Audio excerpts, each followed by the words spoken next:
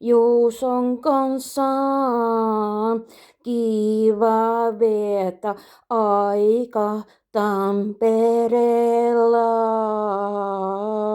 Vaikka mennään syömään kahvele, jatskele vai jalkapallo kattoo.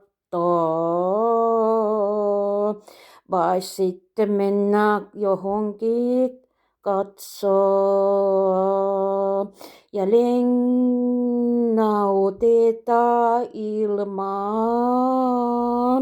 Juuson kanssa kiva vietään Tampereella. Onni oli kiva viime viikon loppuna Juuson kanssa vietä aikaa.